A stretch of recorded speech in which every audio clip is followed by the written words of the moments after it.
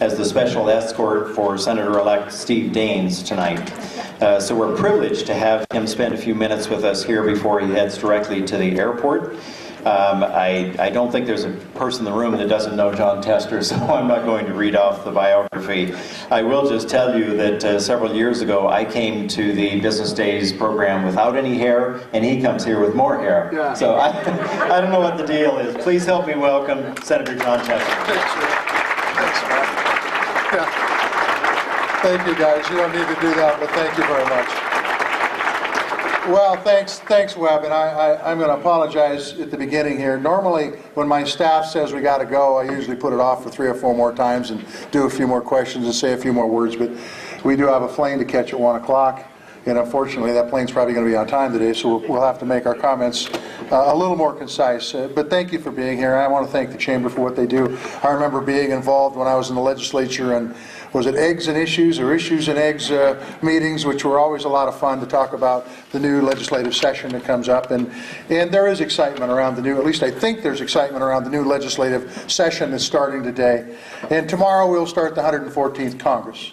And so I thought it would be good today to talk about where we are now and then what I think we need to do to move forward. Now, as you folks know, being in business, right now I think the economy is doing the best it's done in 7 years, and it's not doing too bad at all.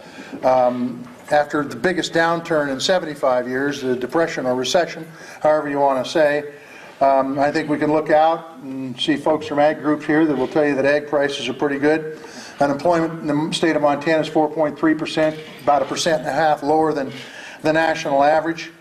Depending on your perspective, interest rates are pretty damn good. Gas and fuel prices at the pump are pretty good, depending on your perspective, how you look at that. So as we're moving forward here, and that's not to say everybody's doing good. I mean, there's problems in Indian country, and there's other problems out there that we need to deal with.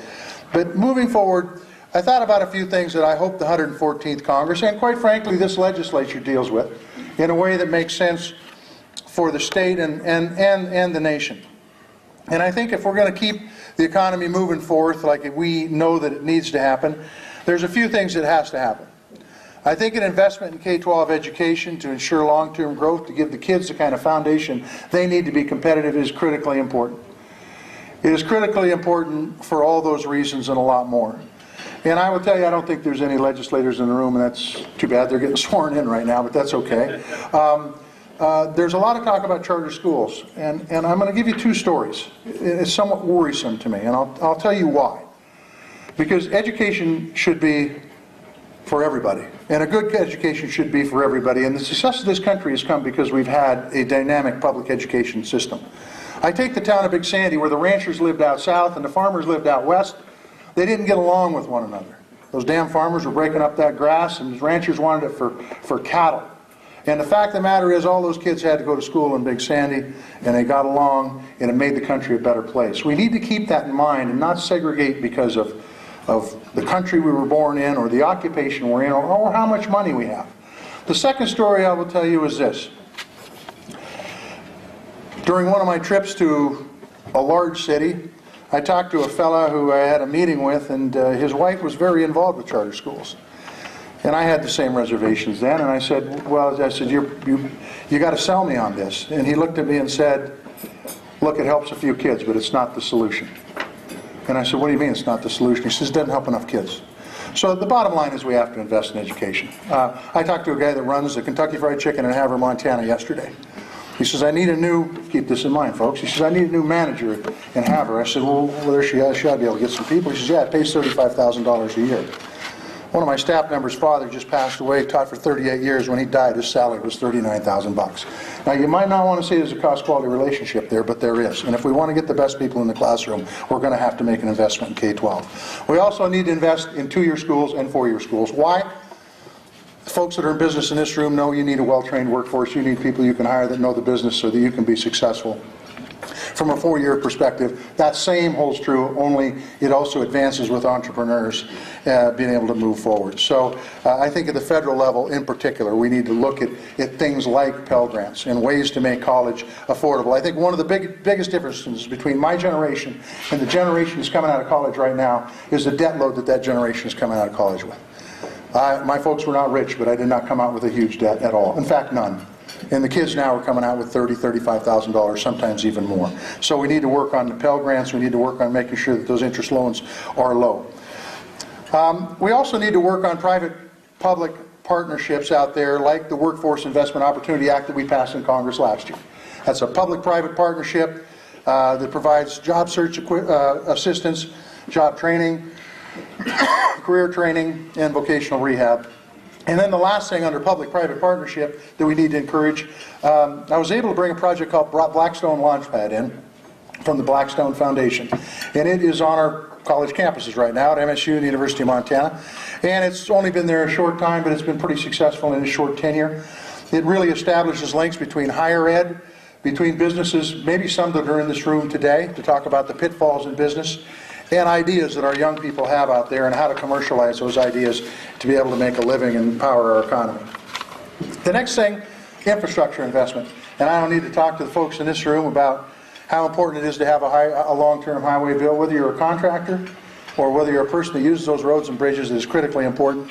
We also need to get Keystone built. I think it'll be passed through the Senate and the House within the first couple of weeks of Congress when we go back. I think that's an important piece of infrastructure. I think we need to work on promoting more broadband access, FAA modernization for the 21st century, and water. Both regional projects and cities and towns. The regional projects we know about, these are hundreds of millions of dollar projects, a lot of money to help a few people get water, but that's the way this country works. We all pitch in and try to make it happen. Those water projects are critically important if you don't have water. And then in cities and towns, and I know we've got some folks from cities and towns here today, you know, when I was in the legislature, the water systems and sewer systems were wore out by and large in this state. If we're going to fix that, we need to step at the federal level, and quite frankly, the state does too. And I'm going to say one more thing about the legislature. I read the papers. I hear the folks talk about we're going to build infrastructure with cash projects. We're not going to bond.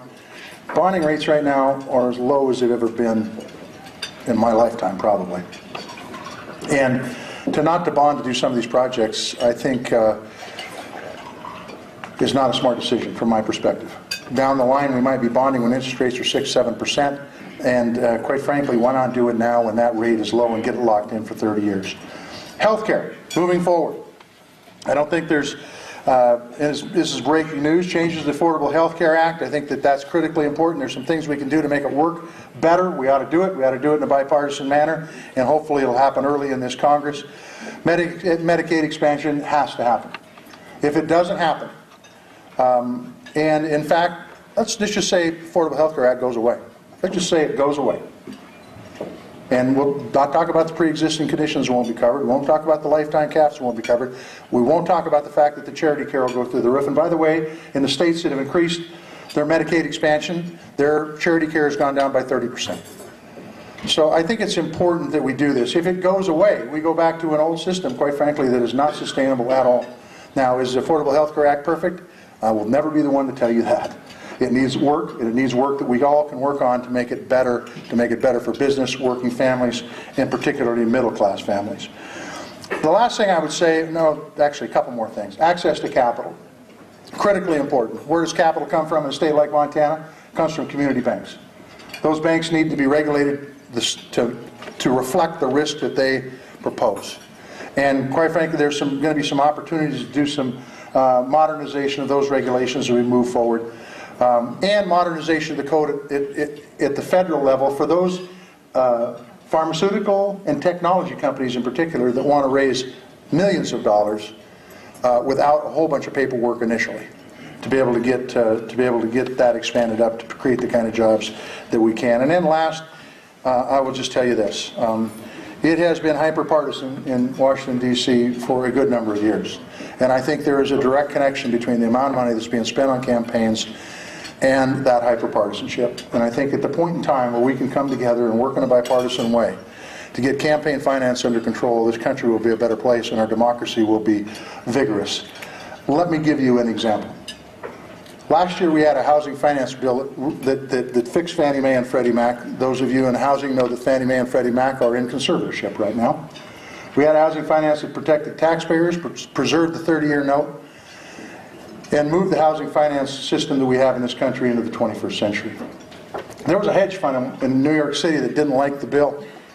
They ran ads against a Republican on that bill and a Democrat on that bill, and ran ads that hit home on those, weren't true, but they hit.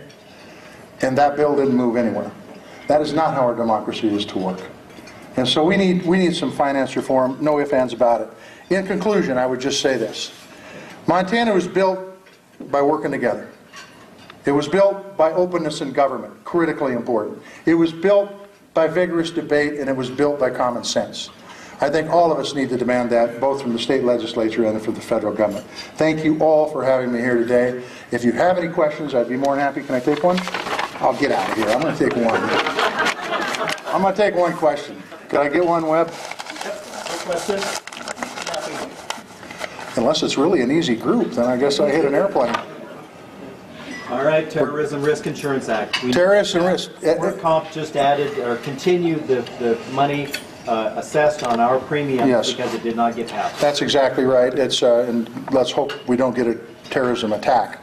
There are folks in Washington, D.C. that believe that the federal government shouldn't be the backstop for any terrorist attack, when in fact we are by default.